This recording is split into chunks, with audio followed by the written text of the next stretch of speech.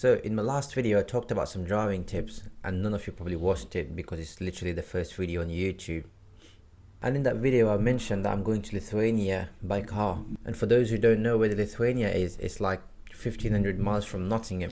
And you're probably thinking, this guy's mental, why is he driving where you could just take a plane and be in Lithuania in less than 2 hours?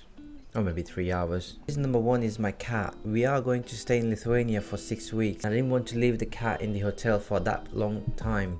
That she could be thinking that we abandoned her, or she could get stressed, and I just didn't want to stress her out, to be honest. And this is not the first time that she'll be traveling to Lithuania. We went there 4 years ago, and we took her in the same car and she was absolutely fine. Reason number two is flexibility. During the 6-week stay we want to explore around Lithuania as much as possible, so I thought like it's best to have my own car rather than just hiring someone else. And I hate depending on somebody else just to take me from point A to point B.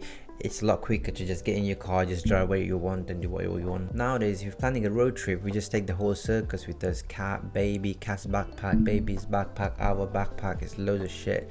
And it's quite fun, to be honest. Reason number three is sense of adventure. When you take public transport, you're not really in charge of the trip, so it's like when you're driving your own car, you can literally stop anywhere you want. So if you see a beautiful spot on the way, you can just stop there for a couple of minutes, take pictures, and you can carry on driving where you're going. When you go on a road trip, that trip becomes a part of the story, and I think that's exactly this video is about. So it was our first time driving with the baby as well, so even we didn't know what to expect, but it turned out to be quite fun. So what we decided, we're going to leave Nottingham on 1st of July at 3 o'clock in the morning, reach London and catch Eurotunnel at 10:30, around 10:30, 11 o'clock, and then get to Calais in probably an hour, less than an hour time, and somehow make it to Poland for the night stay. So before we start our drive, we thought like we'll do a corona test just to be sure and safe. Nobody stops us just for any reasons that we can't enter. So we read all the rules and regulations, and we booked a test on 28th of July. Oh, 28th of June.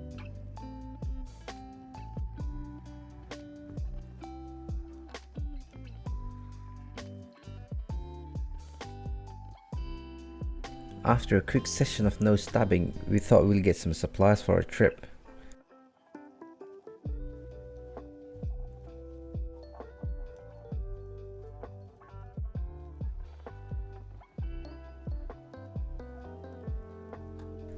So by the time we were shopping, we got a text message saying our results are negative. I was like, oh, that's brilliant. So we went on the Eurotunnel website to upload those test results, and we found out our test is not valid for 72 hours. It's only valid for 48 hours. So on 30th June, work was really busy. We had to go drop our plans to a friend's place, and on top of this, we also had to squeeze in the second antigen test that we needed to do before we start driving.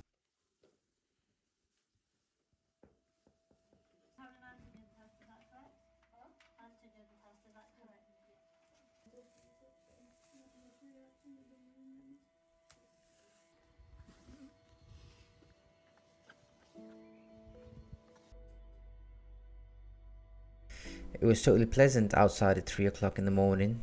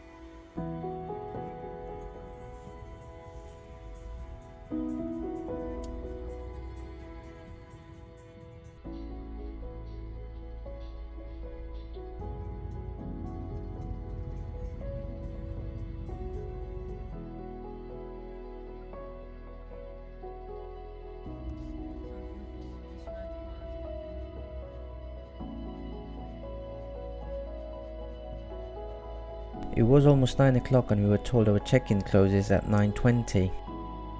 Our booking was flexible, but I just didn't want to miss the train because that would have delayed the whole trip.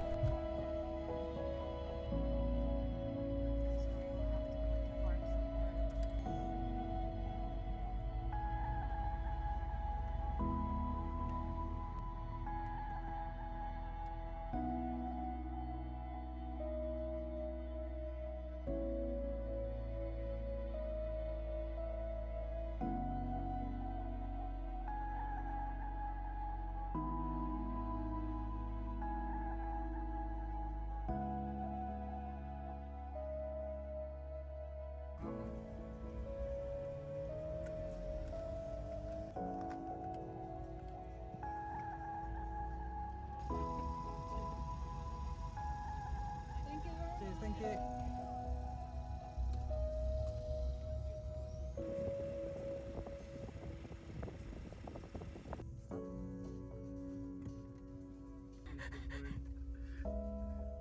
Why is it so dark?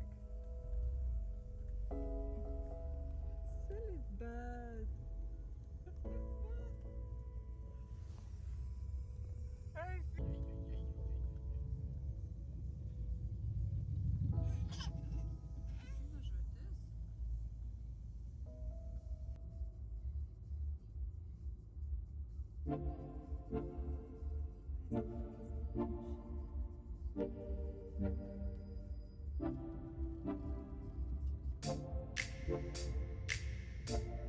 This was our first time boarding this train and it looked absolutely insane, like some sort of spaceship or something.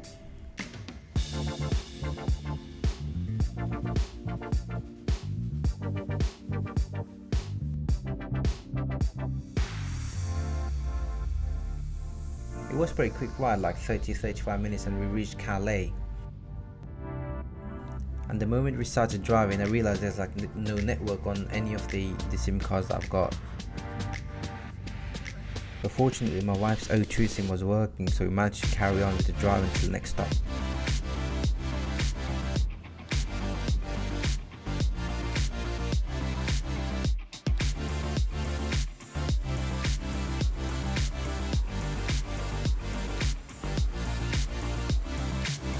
Jesus, 80 cents for a wee break. It's like 75 rupees in India. You could get like 3-course meal for that price. For 80 cents, I want that mirror to greet me and wash my hands automatically instead of just spitting some soap out. That baby changing facility was proper banging though, look at this.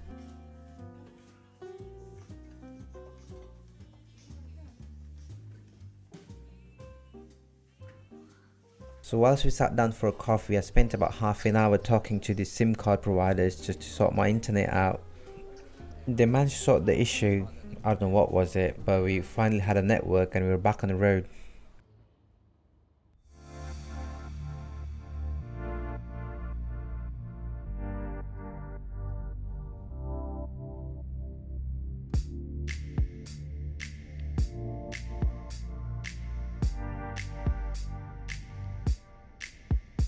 After driving for a couple of hours, we stopped in this Aldi parking lot to prepare baby formula and stretch our legs. I think we must have been on the road for like over 12 hours and everyone was feeling it.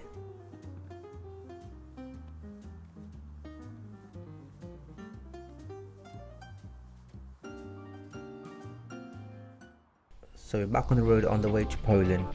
Views were insane because sun was setting on the horizon. We could see the colours changing every hour. I checked my watch and it was like 10:30 PM in the UK. From this point, GPS was showing our hotel was like almost 3.5 hours away. This last stretch was probably the most difficult drive for us, especially for my wife. I was so shattered I could barely keep my eyes open. She's a relatively new driver and this was her first long drive in right-hand lane, and she's driving in like over 100 miles per hour in the dark. But we reached safely at the hotel at around 2:30 AM.